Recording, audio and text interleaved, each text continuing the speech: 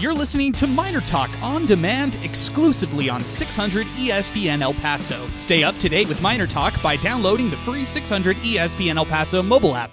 All right, we are live. It is MinerTalk represented by Jack in the Box. I'm Adrian Broadus. Along with me is Sal Montes. We've got no Zé Galindo, no Alberto Reta, but we got George Guardado joining us here right now. We also have Chris and Inspo Lens in the house. We're live streaming this on Twitter and X, live streaming this on Facebook and on YouTube as well. Of course, if you listen to us on our podcast channel, we appreciate you. We ask that you like, rate, and review us on our podcast channel, and that is MinerTalk wherever you listen to us on demand. Well, another UTEP loss. UTEP is now 0-6 on the season. Not a huge surprise right here. Miners halfway through the season right now, and 0-6 reeling on the year. 44-17, that's the finish for the Miners tonight against Western Kentucky.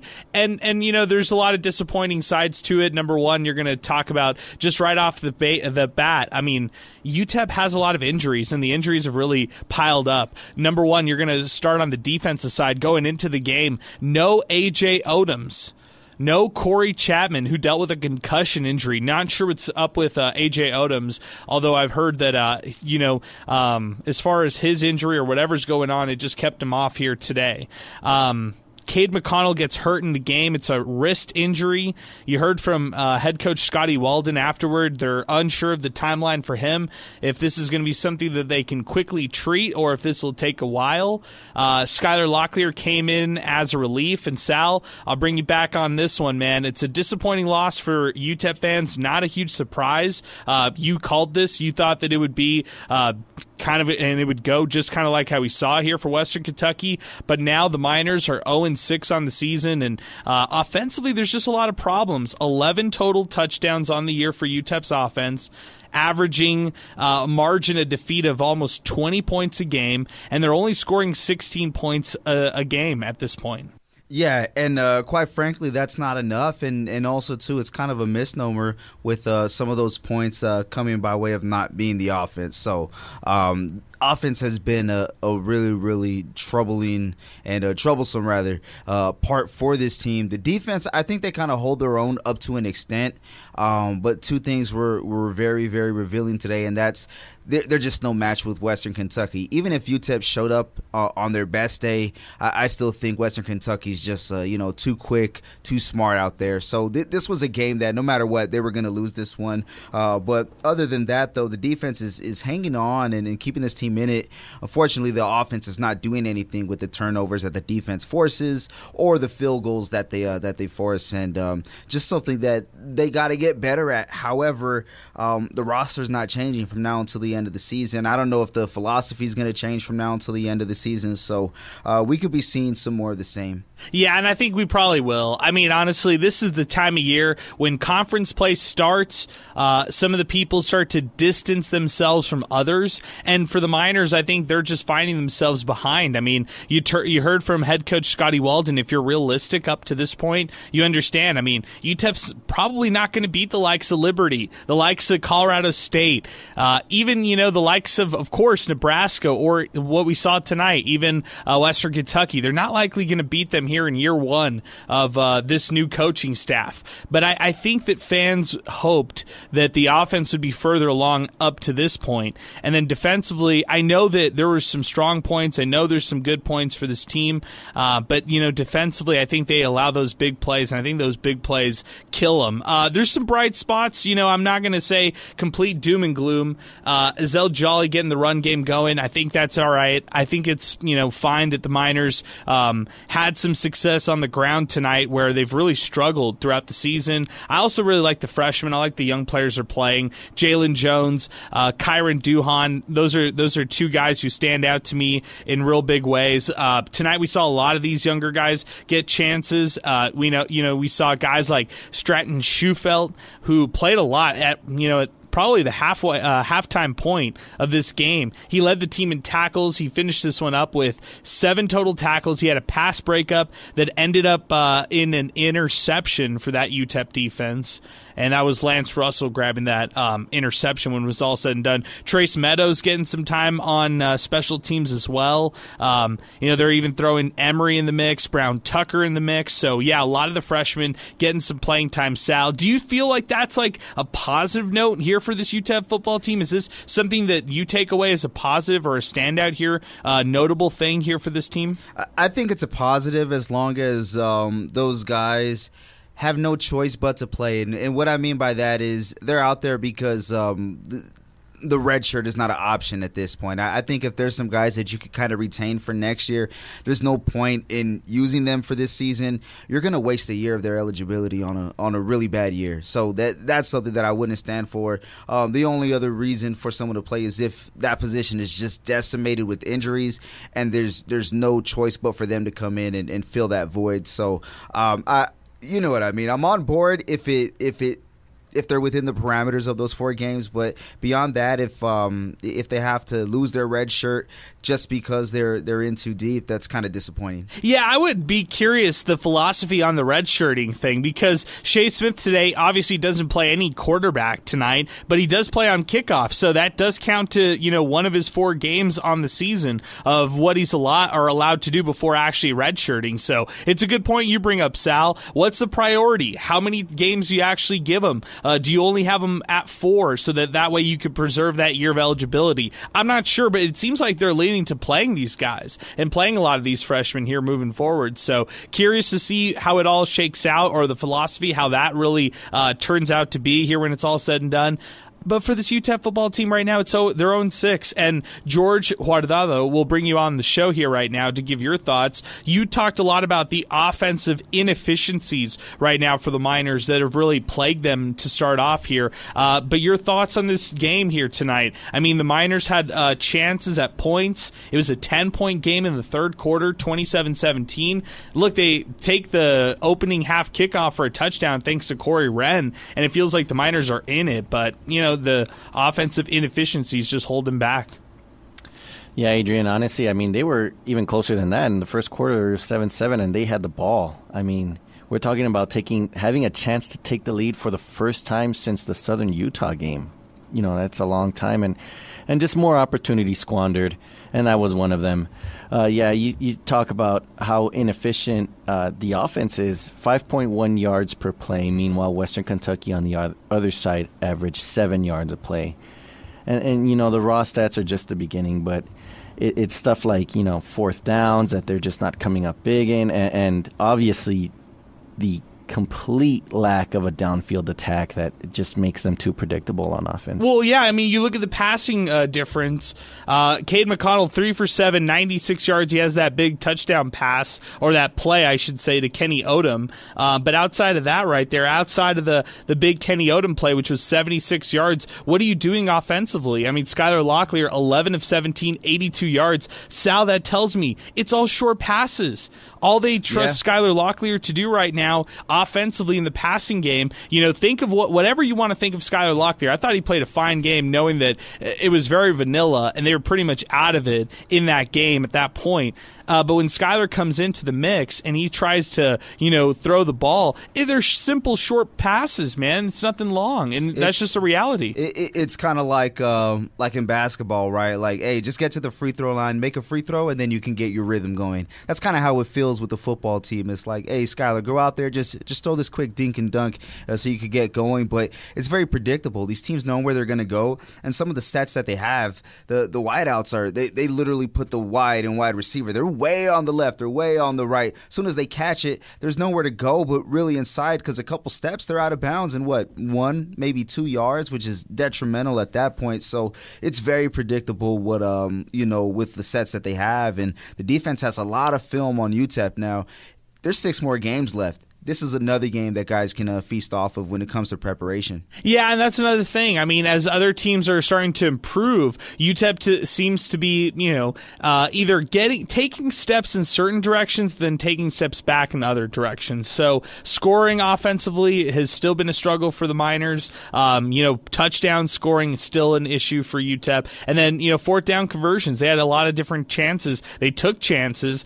0 for 3 on fourth down plays tonight. 8 for 15 on third down. So, you just talk about this team right here. They run almost the same amount of plays as Western Kentucky, 65 plays to 69, yet Western Kentucky, 482 total yards, UTEP 330. That's the bottom line. That's your numbers right there. So we can talk about it with you here on the phone lines, 915-505-6009. We can also chat with us on Instagram, on Twitter and X, on Facebook, and of course on our free mobile app, 600 ESPN El Paso. Use the hashtag MinerTalk and we'll read your post live here on the show with us. But let's jump out to the phone lines. Let's get it started right. It is Ronnie who's going to open up the show with us.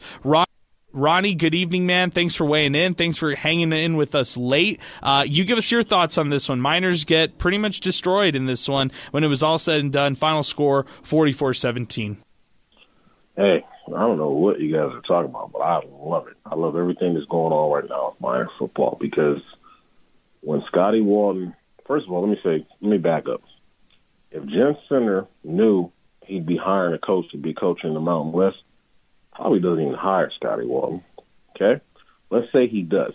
If Scotty Walton knew he'd be playing the Mountain West soon, he probably doesn't bring half the kids he'd bring. So I actually love what's happening right now because it's an eye-opening experience that we got to get better. We got to get better across the board. And there's not a single player on this team that Scotty should feel like, hey, I'm taking this kid with me to the Mountain West. And we talked about when you raise up in conference, you got to raise up in recruiting. That only happens when coaches are slapped with the hard reality of what I have or what I'm doing, one or the other, or a combination of both, just isn't good enough. So I actually love what's happening right now because we do not have a quarterback on this roster that we can take to the Mountain West. We don't have a defensive secondary that can stop anybody in the Mountain West. You know what I mean? And so that's only going to happen when because coaches are stubborn people for the most part, right? So it's kind of what makes them so good and so bad. And it only happens when you don't have success. If the Miners were 3-3 or 4-2 right now, that would be the worst thing for us. And I think people need to understand that. If we were 4-2 right now, Scotty would be thinking that Skylar Locker was his guy and that I can take this kid and I can take that kid and I can take this kid. We can go to the Mountain West. And guess what you'd be? You'd be 0-6 in that conference. So I'd rather be 0-6 right now in this crap CUSA so that Scotty can go back to the drawing board when the season's over with, hit the portal, get some better high school recruits, get some fillers out there, maybe add a coach or two who can recruit some of these big fish you're going to need, and go back to the drawing board so you can step into the Mountain West Conference and try to have some sustainable success there. So I actually love what's happening right now. All right, you gave me a lot of anxiety, though, Ronnie. You gave me a lot of things to be anxious about because you just opened up a can of worms that I wasn't in a reality that I wasn't ready to face. I don't think I was ready to really understand that UTEP is their last year in CUSA is next year. And if UTEP isn't prepared to hit the Mountain West, for whatever the Mountain West looks like in 2026, you could tell me UNLV is the worst team. You could tell me Nevada's the best team, whatever by 2026, whatever you want to tell me that Mountain West is going to look like, UTEP needs to be competitive. And if you're telling me that this year is kind of that write-off year and that this year it tells you I guess it's the eye-opening type of year and you say, hey, use this year to show you what you need in recruiting for the future, what you need, that's a lot of pressure, Ronnie, that you put on the program for that offseason. And you're really putting a lot of pressure to actually nail that offseason because if you don't have a better season next year or if you don't take a step forward in 2025, then what does that bring you into that 2026 season when they go to the Mountain West? Okay, well, let me say this. What Division I head coach don't have freaking pressure season to season in this business? That's a good point. I like that point. That's a good point, too. I mean, dude, you don't take this job in the greatest Texas city if you ain't want the pressure because it's going to come with pressure. It's going to come with pressure. And guess what? If it's too much, raise your hand, and I guarantee you we'll have a new coach in 20 minutes because people want to come and have that. That's what the highest level of sport at the college level is about. It's about pressure, man. You don't think Kalen DeBoer better win his next game after losing to Vanderbilt? It's pressure all around, dude. So which type of pressure you want? I'd rather have the pressure of UTEP have got to rewrite that ship than trying to follow Nick Saban's footsteps. I can tell you that. That's a good point. That's a good point right there. I like it. And then you could write your own story. You could write your own history right there in a program that really never had a lot of history. Rodney, I like the thought. I appreciate it. Thank you for weighing in. Thank you for the thoughts.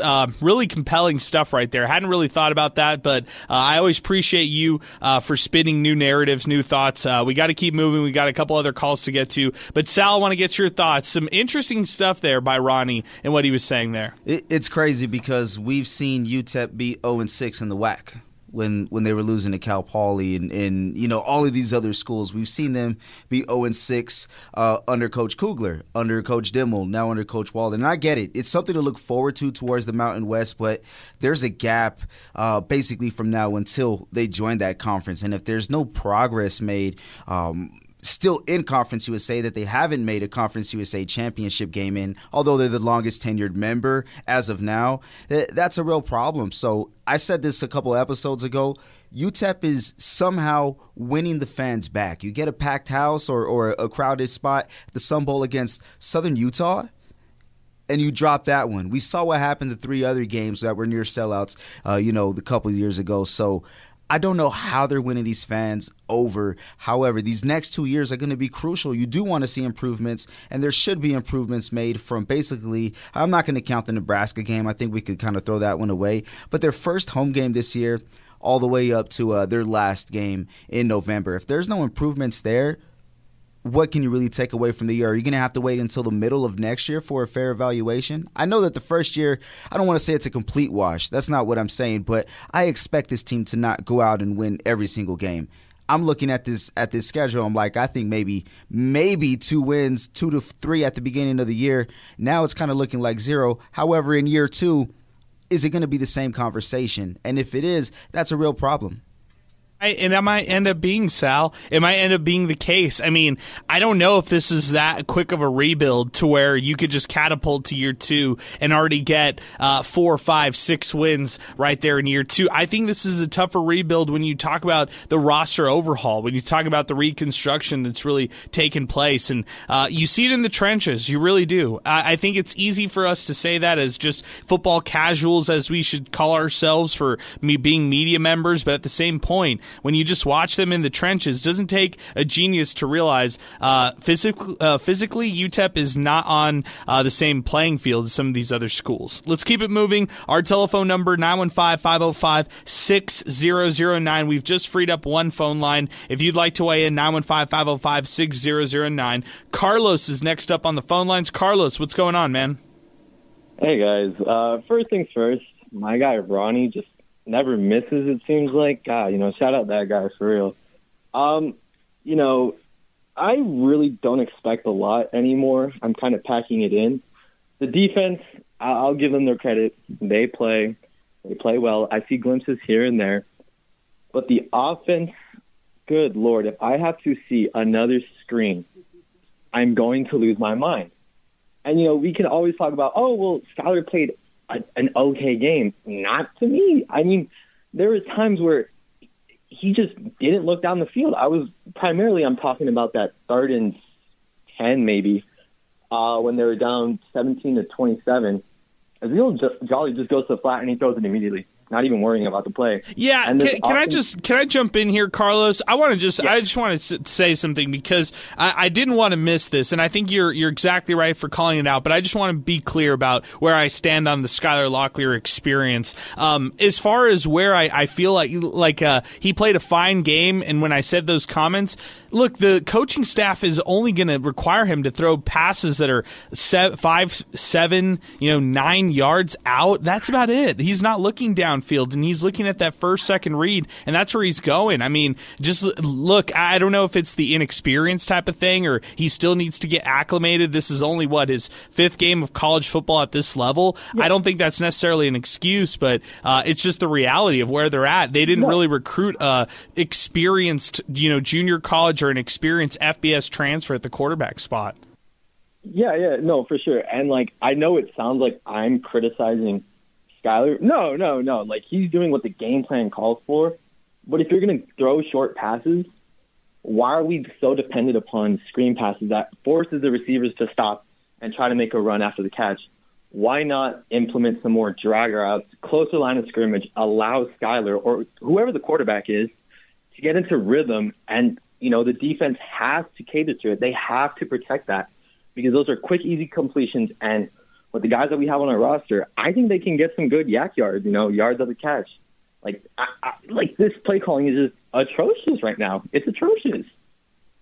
It's hard. I think I've been questioning some of the play calling myself on my side, but at the same time, I just don't know if the personnel is there to match it. I appreciate the phone call, Carlos. I think that you're on point, and you brought up some really good points these past couple of weeks in the past couple of games here for UTEP. The screen passes have frustrated a lot of fans. The play calling, at sometimes I think it's really creative, and at other times it baffles me. Sometimes I like the fourth down decision making. Other times it might be a little overthinking. I don't know where they're truly at there offensively. And then personnel wise, it seems like a lot of turnover, Sal, in their offensive line. Like you listen to this team, it's like, oh, this guy's checking in for the first time today, or hey, Jaquan Toney, he's now filling in for the rest of the game at right tackle over Luka Matamoros. So it seems like there's just a lot of turnover at that offensive line right now. Yeah, and it could be for one reason or another, but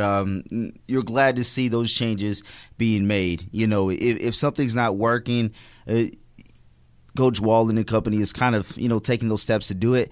Unfortunately, some of those ways are by way of injury. We just got to be real about it. But that's part of the game. It's next man up mentality, and that's what you got to have. So in order for them to get better, you got to be in the game. And I know it's kind of contradictory to what I was saying, like, hey, don't play these guys. But, nah, man, if you absolutely have to, throw them in there. But you do want to see some improvement. Basically, these last 6 games, I think I have to look at the records right now, but it's a much more favorable schedule on the last 6 as opposed to the first 6. But I do want to say something as well. I know that Southern Utah loss, it hurt. Well, I'm going to make it hurt even more because I was just looking at what they've been up to. They're 2-4. Yeah, I saw this. That's so bad. It's so bad, right, Sal? It's so bad. This is game number 6. I don't mean to go back to game number 2, but I'm just looking at it, trying to compare the first 6 versus the last 6 on the schedule. More favorable in the last 6, but man, that was a tough one. Yeah, you had to win that one. It was an absolute must-win, and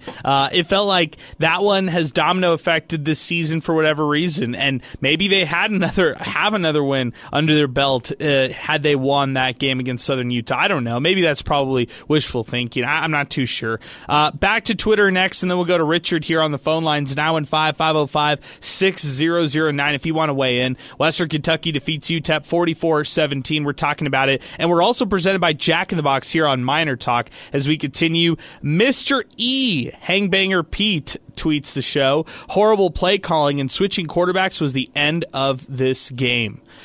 Just to be clear, everybody, Cade got hurt. There was no quarterback flip because of personnel decisions or anything like that. No, Cade got hurt in this game, and we're hearing it's a wrist. Pick My Axe 915. What a weird play call in 4th and 8 for the Miners. Jose Reddy, he said, might as well put in Shea Smith and see what he could do. Offense has been stagnant since McConnell got hurt for UTEP. This is also from Jose. It's like watching the Dimmel offense, but instead of running, it's screens. Your thoughts on Shea Smith, Sal, and your thoughts on Dana Dimmel offense? Man, I really want to see what Shea Smith can do under a full year after a red shirt. So, was this his 4th game? Oh, I hate to get into this conversation, but the answer is yes. Been a little discourse on Twitter. Hey, is this his first game? Is this his 3rd game? Is this, what number is this? This was game number 4 for him, and the only play that he got in on was on kickoff. So kickoff coverage, Sal, is the play that he got in on. Just to recap the season for Shea Smith, he got in on the Nebraska game, had 2 rushing attempts and actually a passing attempt, which he completed as well. He had a fumble at Liberty, and then he played tonight against Western Kentucky. I'm looking at the website. It does say 3 games. I guess that's what it's going to be. So 3 games played here for Shea Smith, not 4 like I just mentioned. Okay. But yeah, I thought it was 4.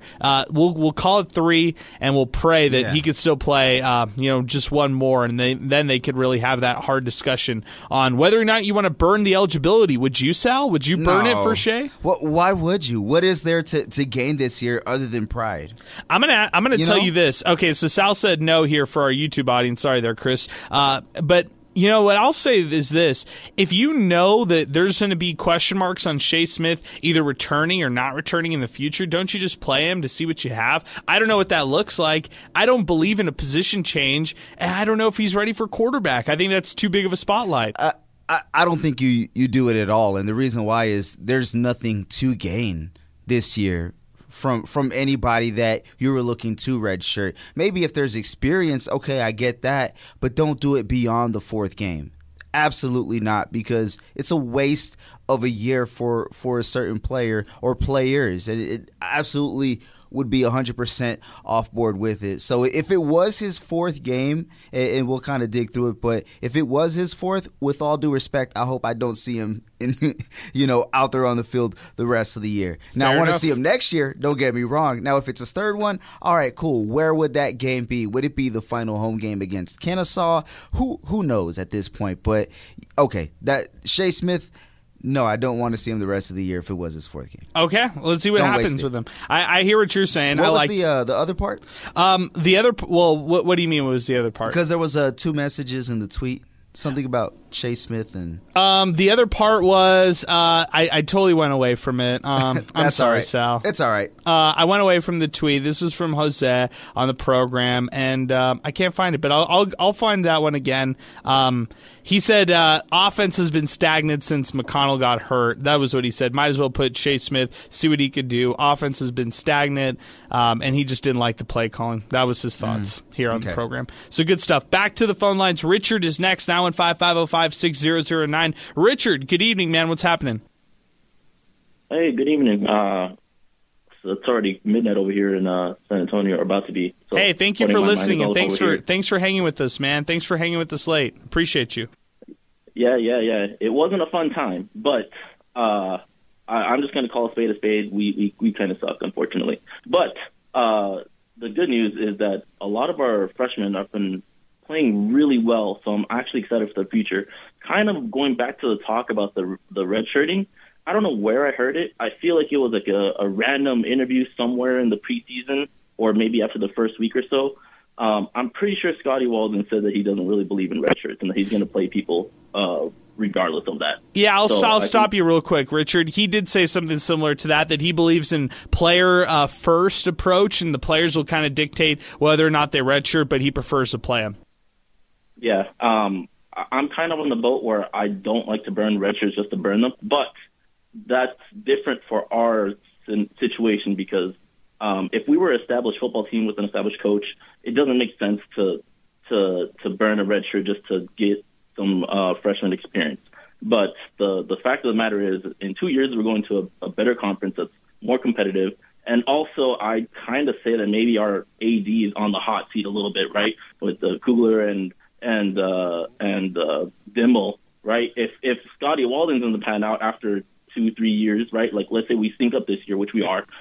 We stink up again next year, and then we go into Mountain West and stink that up again. I don't see him going past that. How could you, right? I want to talk about that, but I also want to talk a little bit more. I mean, you brought up some really good points here, Richard, and I really like everything that you're saying. I want to play a little devil's advocate with you on the redshirt freshman type of deal. Okay, Kyron Duhan. So they're obviously playing him. He's obviously played more than his allotted games, right? Let's say next year he gets poached by a team who says, "Here's $600,000 to come play for us in the Big 12. Come over here. You'll only be a sophomore. and we love your explosiveness. We think you're on an NFL trajectory. Would you want to play with us? Would you want to do something with us here at this school? And this other, school poaches away a young talent like Kyron Duhan. Then what did you do? Or let's use a better one. Let's use a better excuse and say Shea Smith elects to redshirt, and he says, okay, well, I'm going to redshirt this year. I'm not going to play any more games.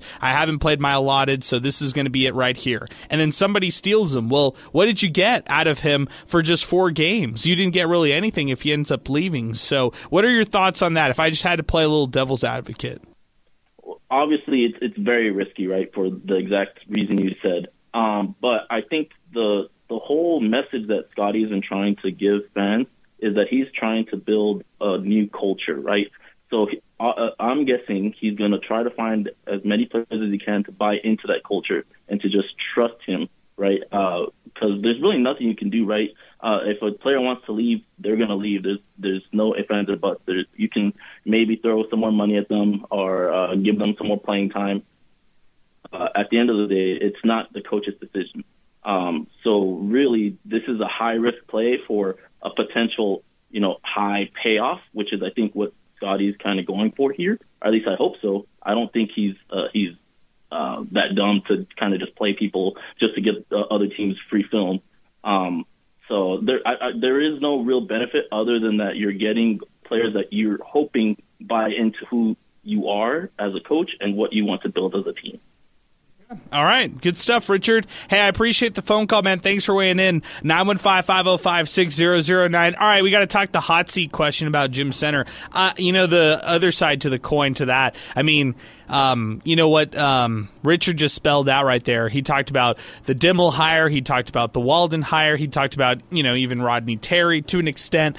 The other side to the coin is, well, Jim Center helped get UTEP into the Mountain West along with Dr. Heather Wilson. He's helped upgrade facilities, and he's committed to, whatever that looks like for, financially investing into these programs. I guess that's what it looks like, from the outside perspective. I don't know, to all of this. I think all of this is a moot discussion. I just don't think that UTEP is in a place to look for a new AD or anything like that, or pursue a new AD or anything like that, Sal. And I think they're okay with it for what it is. I think they take more pros, and I'm talking about the UTEP front office, the UTEP brass. They take more pros away from Jim Center than maybe some of the misses on the hiring side. And I think the jump to the Mountain West is something that kind of, move the needle further. Solidifies it. Yeah, to kind of let them be in favor of it. Now, Coach Golding is still here, right? We're going to see. Coach Wallace is still here. And that was, in my opinion, the biggest hire out of them all. I wish volleyball got more exposure and more revenue for the athletic department. They're the bright spot right now for all of UTEP athletics. Agreed. And that was he was here maybe a year or so, that being center, and he made the hire for Coach Wallace. So shout out to that. But on the flip side of it too, Adrian, you do want to see some more wins for men's basketball as well. You want to see, obviously, a win, at least a couple wins this year for football, especially in their transition to the Mountain West. So it's hard to really grade it as if it's final because things are still going on. But that Mountain West move is a big, big plus. Yeah, I agree. And I think, there's a group of fans who will be happy this year, even if UTEP goes 0-12, just knowing that they're headed to the Mountain West at some point. And there's going to be greener pastures ahead for whatever that's worth. But I'm still taking away, I still leave this one. It's Western Kentucky who beats UTEP 44-17. We're presented by Jack in the Box, and I still leave this one more. I don't feel like I was let down. I don't feel like I was impressed. I kind of just feel the same as last week. Keeping with the phone lines, let's keep it going. 915-505-6009. Sideline UTEP is with us right now. Sideline, good evening, man. It's great to hear from you. Give me your thoughts. You got a lot on your mind here as UTEP falls again and drops to 0-6 on the year. What's up, guys? I'm gonna try to keep the fan inside of me just kind of like tamed, because the fan inside of me is just broken. I mean, it's been broken for the past 10 years with UTEP football, and this season hasn't really changed my mind too much. But I'm gonna be optimistic. I just truly think it's just gonna take some time for him to build this program.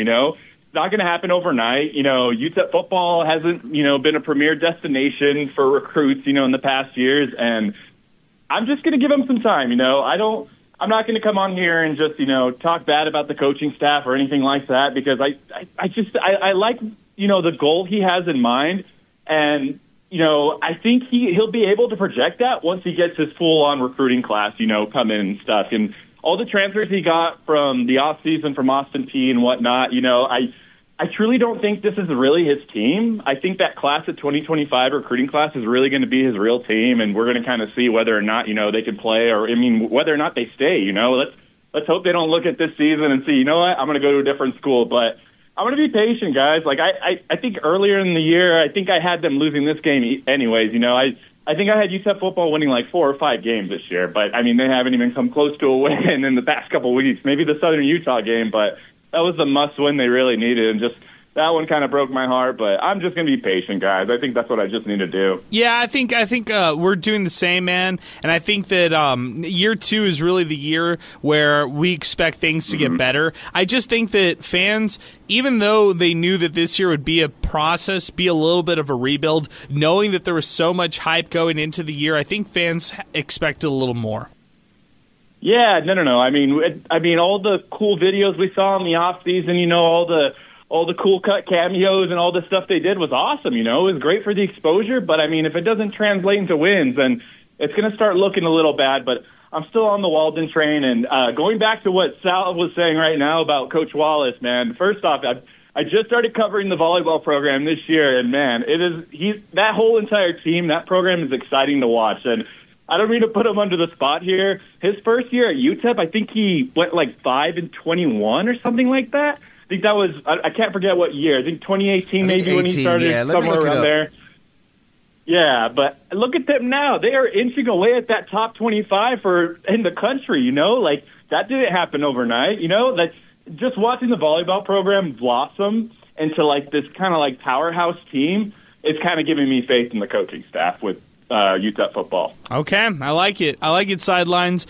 Good stuff there and good phone call. I appreciate it. Thanks for weighing in. Thanks for giving us your thoughts here as we continue. 915-505-6009. Well, let's not waste any time. Let's bring the man himself. He is the dad of Cade McConnell, Sean McConnell, who is joining us next on the phone lines. 915-505-6009. Sean, it's great to hear from you. I wish it was under better terms. We feel for you and the family, and we're hoping for the best for Cade. We know that he got hurt in this game, and there were some fans who were questioning it on social media what ended up happening to him. But as soon as Cade went out, you felt it on that offensive side, and credit to Cade for even sticking it out there, like head coach Scotty Walden said in the post-game show. Trying to tough it out, but just really couldn't keep going there due to that injury. Yeah, he's hurting right now, and I part of me wanted to call in just to talk to you guys and personally, and to let the listeners know that you got yourself a quarterback there that cares so much about this program and cares so much about the town and the city and everything, and he really felt good going in there tonight. I think he was prepared, and he I'll to be totally transparent with you guys and everybody, just so you know the kind of person he is. He called me and his brother and his mom, and just in tears, just absolutely standing. He was out on the 20-yard line, and he was bawling. And he just says, I tried and I couldn't grip the ball. So, we're going to let the doctors and everybody figure out what's going on and make the best decision and see what's going on. But I know it just devastated him to not be able to do what he loves to do, and to be that quarterback for the UTEP Miners. He's just so passionate about it, and it crushed him. We know how much he cares. No, I mean, he wears his emotions on his sleeve, and he wanted this so bad. I mean, you take it all the way back to the summer and the spring, and even last year, he wanted all of this so bad, Sean. So that's why it hurts us back here just to hear the story of him, being upset at the end of the game. And I hope things work out for the best. And the one bright takeaway that we'll take from this is the big touchdown, the 76-yard touchdown to Kenny Odom, and the fact that the Miners were still in the game, prior to that injury. And, you see the interception. By that point, his whatever was going on was really bothering him to the point where he couldn't operate at the end right there. I don't fault him for that interception. That was just the injury kind of taking over right there. yeah, he didn't have any control over that, and he was honest with coach and said, I want to so badly, but I can't, and it's not working. So that's when the switch was made. But we'll see how it goes, and we'll figure it out. And we got good people that are taking care of him, so hopefully we'll get some good news. But wanted you to like I said, the listeners to know that. But also on this, I wanted to weigh in too about with the new era that we're in with the transfer portal and with everything else. Nowadays redshirting is not what it used to be. You're not building. You're not really building that anymore. You're not taking guys and developing them, whereas it's kind of like, you got to get me now. So part of me on the flip side of it, I definitely agree with Sal and you guys and all that stuff about, you don't want to waste anything. But on the flip side, if you've got a kid that you need to prove or you need to work on, maybe this is the time that you actually do it and you keep him in your program, because now he's part of it instead of setting them aside for another year, because a lot of those kids are like, play me now or I'm gone. It's not unheard of for somebody to get playing time now, redshirt next year, and then be ready by that year 3. Like, that's not unheard of either. So I totally agree with you completely there, Sean. I'm praying for you and the family. Hope everything is good here in the future and moving forward here with Cade. And I'm sure we're going to talk to you soon, to Cade soon, and hear a status update on that injury. Absolutely, appreciate you guys. Have a good night, and we'll keep you posted. All right, sounds good. That's Sean McConnell joining us here as we continue on Miner Talk, here presented by Jack in the Box as we continue. 915-505-6009. A couple more phone calls. Let's keep it moving. Beto is next on the phone lines. Beto, good evening, man. Thanks for weighing in. What's going on?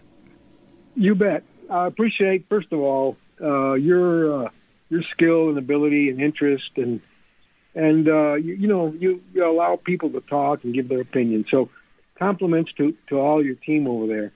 And the second compliment is to the people that are calling in. We are a knowledgeable, intelligent community. We're an educated community. And we could be, sour grapes, could be crying, could be very pessimistic, but we're not. We're very optimistic. And so congratulations to all of us. And we have to be reminded occasionally, and I'm the old guy around here, so I just wanted to remind everybody that we're doing well, and we're going to get better. We got to work. And there are three thoughts that I wanted to just share. Number one, respect. There has to be respect. There has to be respect of the university, of the leadership, of the player and the coach. The player has to respect the coach, and the coach has to respect the player. And, you got a father that just called in, talking about his kid. That's respect. So that's my key word. The second word is honor. You've got honorable people. You've got people who say they're going to do something, and they're trying their darndest to get it done. That's honor. They didn't promise that they was going to, just hang the moon every time, but they're going to. Their honor is they're going to try their best and do the best they can. And a little corny, but love. Love. The kid that was interviewed by John, he talked about going to Scenic Drive and looking out. KD Johnson. From Houston, and you can't see that anywhere else but here in El Paso.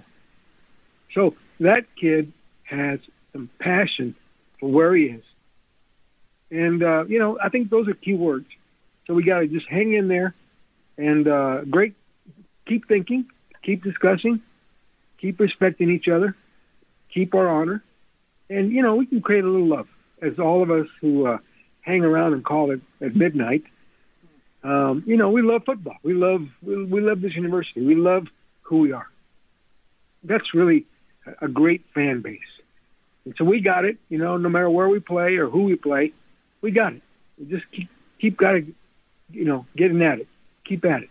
Okay. That's all I got. I got you, man. Beto, good stuff. I appreciate the phone call. Thanks for weighing in with us. 915-505-6009 as we continue here on Miner Talk. Let's keep it moving. We've got the mayor, Eddie Morelos, who's joining us next here on the phone lines, 915-505-6009. We won't waste any time. We're going to take more phone calls here on the program. Western Kentucky defeats UTEP here tonight, 44-17. You want to talk about it with us? Now is the time to do it. 915-505-6009 here on the program. And then, of course, we are presented by Jack in the Box here on the program. You could also watch us live thanks to Inspo Lens. That is on Facebook, on Twitter and X, and then on 600 ESPN El Paso and YouTube as we continue. We got one call calling in here on the program. We've got Eddie Morelos here on deck, 915-505-6009. I swear one day we're going to switch our phone lines and we're going to get a better phone system, Sal, that we're going to get a chance to actually, I can't even get these buttons to go, which is crazy. Yeah. You want me to put it on my end? You know what? I'm going to have to ask you, yes. I'm going to have to ask you to put this one on. So, in a throwback. Only because it's Adrian. We got you now, Eddie. We got you now. You're now I'm watching you struggle on YouTube. Oh, my gosh. You're watching me struggle. It's just this one line. For some reason, it's this one line, Eddie. I have no clue what's going on here. This is fun. Hey, shout out to you guys, but shout out to Sean McConnell, man. It does take bravery, like that man said, to do what he did. Yeah, wow. It's a bummer. You know me, where I'm at with Kate McConnell, how much I think about him, and what a bummer. What a bummer. But, I mean, as a college football fan right now in the borderland, here's my thought, Adrian. I got to just say this season, let the teams do as best as they can, and we got to look to the future. That's the only way I could feel about it as a football fan, and hope for the best. You know what I mean? I'm here in Las Cruces as an Aggie, but I also root for the Miners, and that's the best that we can do, I think, is just hope for the best for these kids, and in particular for the coaches. It's both of them their first years, so that's pretty tough.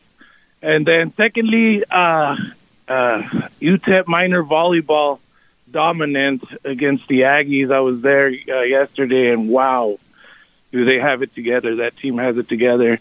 I expect some big things at the end of the year. So, yeah, man, those are my thoughts on college athletics right now. All right, Eddie, I always appreciate you. Thanks for weighing in on the program. Thanks for calling us. It's always great to hear your voice, man. You take care. We'll talk to you later, man. You have a good one. As we continue now in 505-505-6009 here on the program, great to hear from Eddie Morelos, and great to see that people are watching me struggle here on the phone lines as well. Pinky chiming in. He was saying something about beast mode. Actually, I'll go to fake Scotty Walden at not Scotty Walden. We still never got the attendance for the last UTEP game. Ain't gonna be good if we can't win. Once again, UTEP Miner voice does not hold back, and he asks the hard-hitting questions that we are all thinking. Hashtag picks up, hashtag Miner Talk. My friend, not Scotty Walden, we did talk about the attendance numbers, right over 14,000 for the last home game, okay?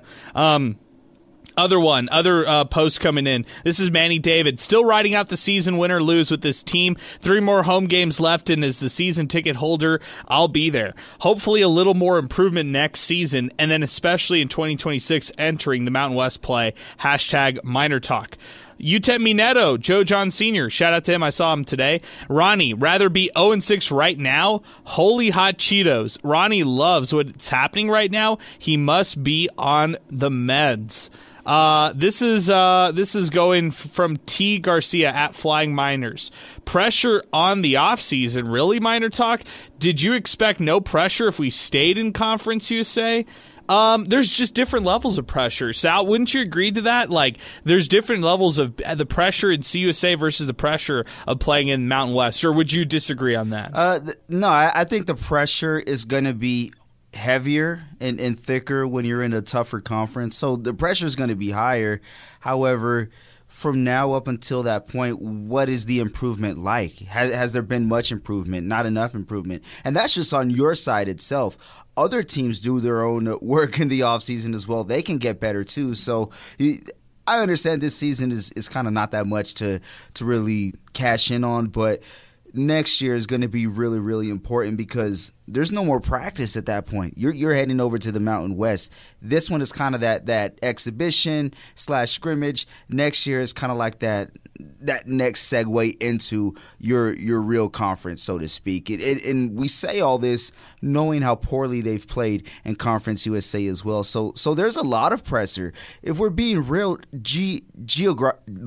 geography is the biggest and pretty much the only reason UTEP is in the Mountain West. Competition-wise, for the two biggest sports being men's basketball and football, they really offer nothing. New Mexico State's been better over the last 5 years. If it was just based off of winning, they would get that nod. Some of these schools, the newcomers in Conference USA, would get that nod. But there's a regional tie to some of these other schools in the Mountain West. So they somehow, Adrian, I'm going to say this every episode, they keep on winning the fans over. Yeah, for some reason, fans are still bought in. Fans still care. Yeah. And you know what? At some moment, you can't take the fans for granted, and you've got to give them a winning program. So the fans are still bought in. You're right I would say for the overwhelming majority tonight, it was positivity. I would say the theme tonight was people not really expecting a win, people being positive about other things, thinking about the Mountain West, thinking about the freshmen, knowing that there are injuries on this team, but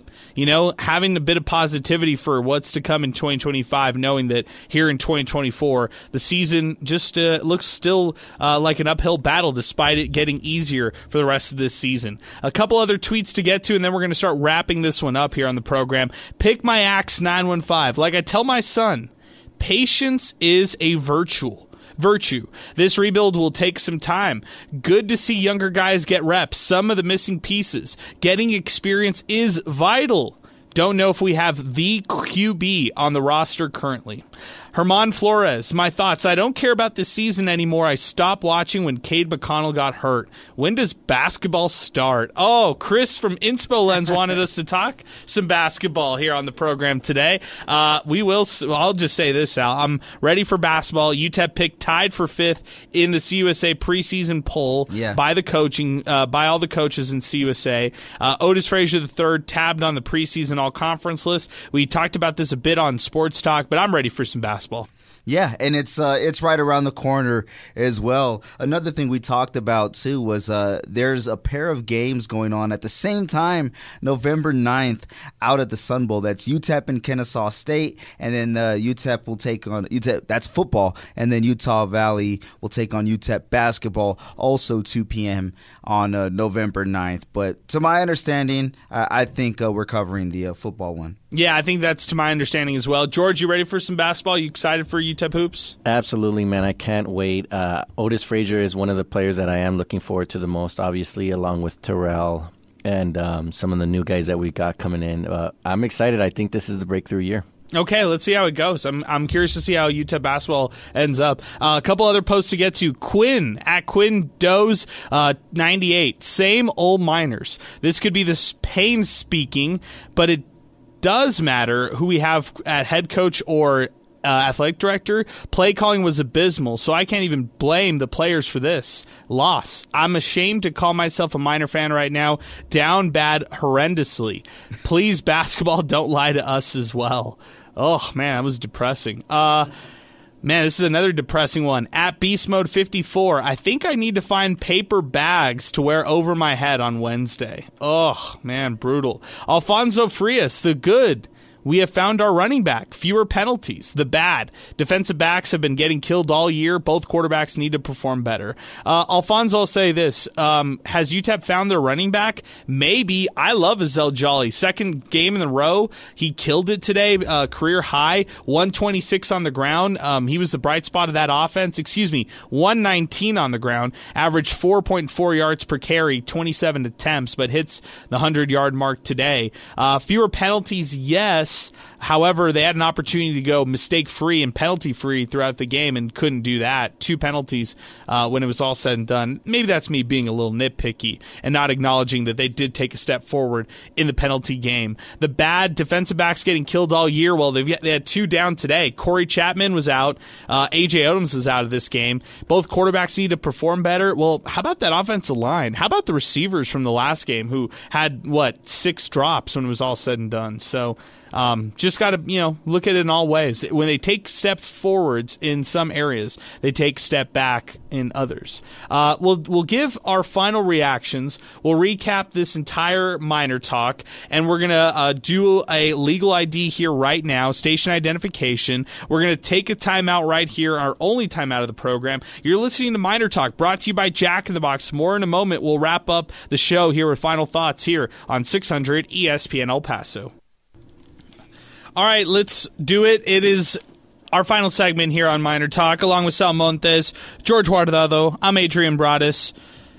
Miner Talk presented by Jack in the Box with 15 locations open 24/7 here in El Paso and Las Cruces. Jack in the Box is the perfect spot before and after every game.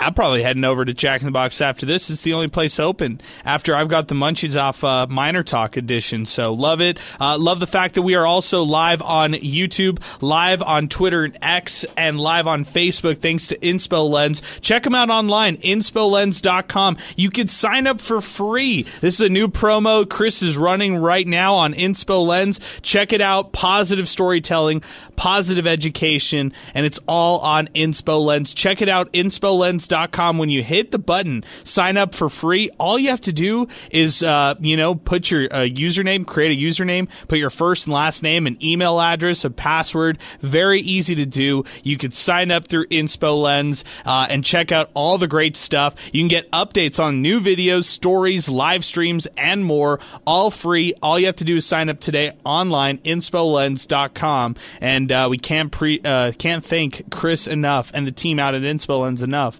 for live streaming us here on Miner Talk, and all our people who are listening in and watching us on Miner Talk as well. 915-505-6009. Final thoughts here on the program as we continue. Trolley Dodgers says that he's checking in and he's listening. Joe Chacon sent us way too many hashtags for me to read on the program as well. But, Joe Chacon says that he's back. He says, I can't wait to talk to you in person and give you my view on UTEP athletics. How about that, Sal? We got to hang out with Joe Chacon here soon enough. Let's do it. We got to have him on the show. Okay, I'm with you. Yeah, possibly so. Although I think he's owed us like a dinner or something like that for the last couple of years. We won't hold him too much to that kind of stuff.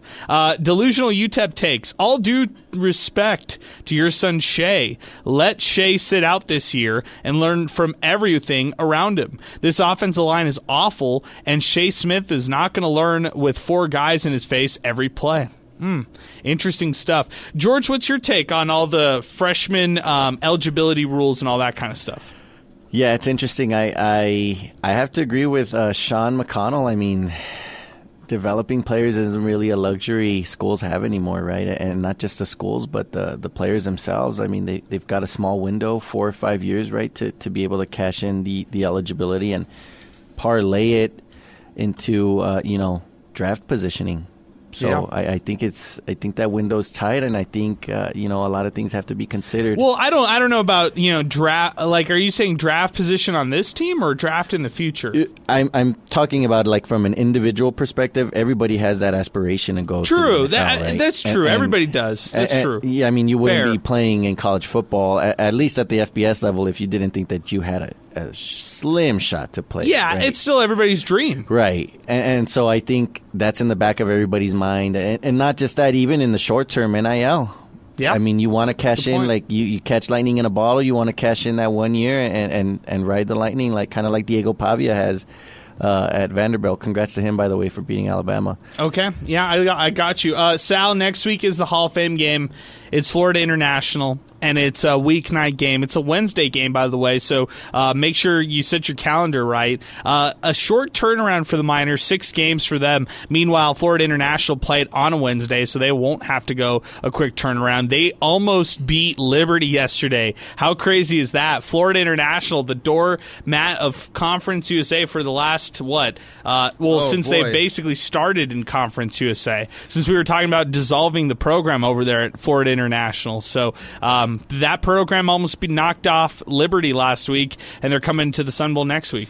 Not only that, did they almost knock off Liberty, but just looking at it, they defeated Louisiana Tech 17-10 not too long ago, who just blasted Middle Tennessee, that being Louisiana Tech, 48-21. So FIU is playing some of their better football and kind of figuring out their identity as well. That red zone defense for FIU is crucial, man. So even if UTEP is able to move the ball, it'll be interesting to see what they can do if they happen to get into the red zone. So it's no easy task, Adrian. Not at all. No, that's a good point, and it really isn't. And I don't know. I mean, as far as Florida International, they've got an established quarterback in Jenkins. I like him. It feels like UTEP has their number. I mean, last year they got the win with Cade McConnell. Yeah. This year, Florida International has to make the big trip all the way to El Paso, Texas. Trip alone, it's not conducive to Florida International for their local time. That kicks off 9 o'clock their local time, 7 o'clock local time here. And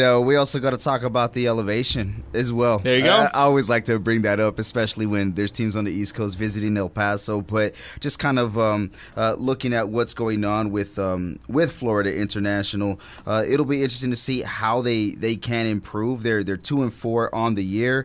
One of their losses to Indiana, another one to Florida Atlantic. Probably the worst one here, that being to Monmouth. But after that one, they were able to get the win over La Tech and then played Liberty tight. So there's a small window for them to have bowl eligibility. They're going to try and cash in on it. Yeah, I think that this is a team, if there's ever been an FIU team to maybe chase that bowl eligibility, this is probably that team to maybe win 6 games. So let's see what they can do. Panthers come to town Wednesday, October 16th. We'll have it for you, 600 ESPN El Paso, and of course, our Miner Talk pregame show out at the District West. I think that's going to do it for us here on the program tonight, guys. I think, between all the comments looking ahead to Florida International, comments tonight, Western Kentucky beats UTEP 44-17. We'll let this one digest for a while. We'll turn the page, and we'll get ready for another Conference USA weeknight game. Sal, what's it like having your weekends free? What do you think about that? Oh, man, it's awesome. I was like, what do I even do on Saturday? So, no, it's awesome. Get to spend more time with the family, especially when we know that we only got a couple more weeks of this. So, is there a kiss action next year, midweek? Yes, it is. So we get one more round of this for a Conference USA football next year as well. So bring it on, man. Yeah, and then bring on the busy November. November's gonna be insane.